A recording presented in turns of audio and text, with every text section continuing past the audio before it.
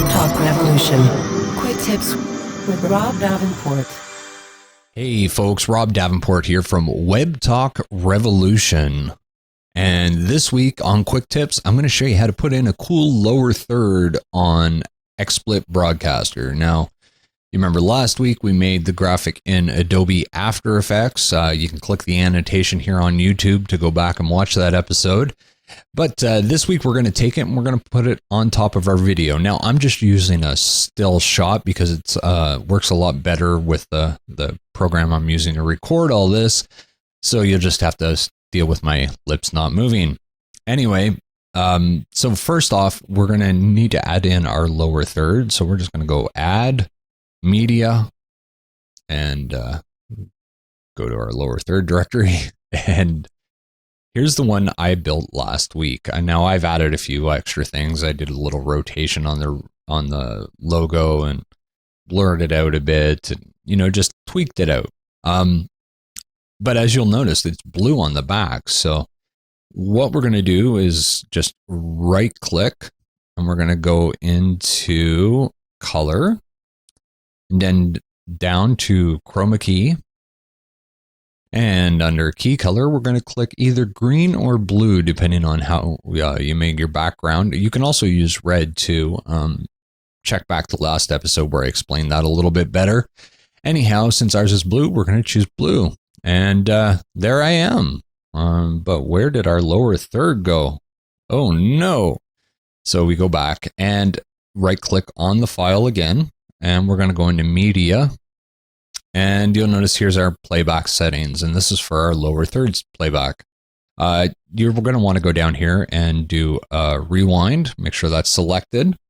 Start when scene loads. I always turn off remember playback position. And sometimes it will pop off the screen, so you can always click sticky to make it stay up there. And that's pretty much all I do. So if we hit play here, you can see it comes back and flies across the screen. Now you'll notice that some of the blue, it just made some of it transparent or whatever. So we're going to go back into the color, and over on the right side, you'll see that there's like a little T sideways and some little circles that symbolize exposure. And there goes our lower third again. So we just come back here, hit play. You can go back to color. You can also come in here and just hit pause. That's probably what I should do. Anyhow, so you'll notice that the top of the web talk is a little bit grayed through and it doesn't look quite right around my name. So what we're going to do is we're going to tweak these settings. Now you just kind of have to play with them a little bit and find the best settings. So we have threshold, which chooses the amount of blue that you want to accept. So this is on like a microscopic level that you're not going to see with your eyes. So you have to kind of slide it back and forth until you find that sweet spot for every time you do some sort of green screen or Chroma-Key.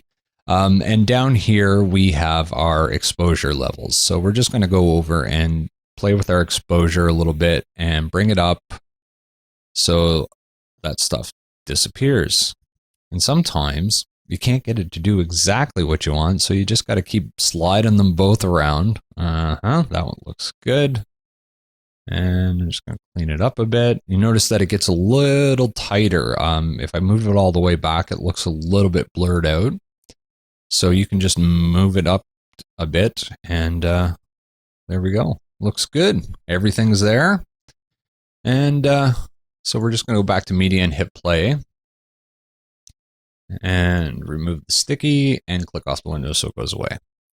Okay, so say you have a second scene here where you have a co-host. You could set up the same lower third on that screen just by following the same exact instructions of coming down here, adding a media file, selecting your file, resizing it to fit your screen,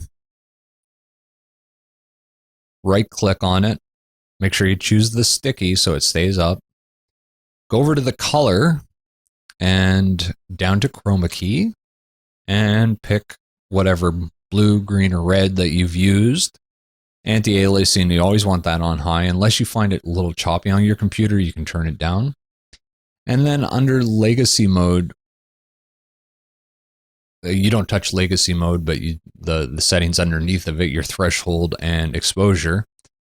And we'll just have to play this over again and get it to where we want it. Press pause. You can go back over and tweak these settings out. So that would be for doing a co-host. And you know, got to remember to keep it on rewind and turn off remember playback position, because those are on by default.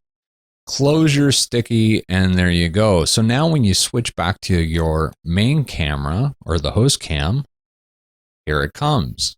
And if you go back to the co-host cam, there it is.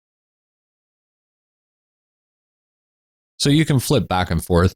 One thing I do recommend doing is I always have, for each guest that I have on, I have 2 scenes in XSplit.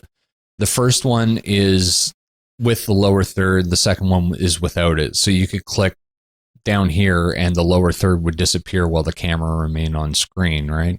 The same with the co-host one. So if we're switching back and forth between scenes really quickly, we don't want that lower third playing every time we switch back and forth.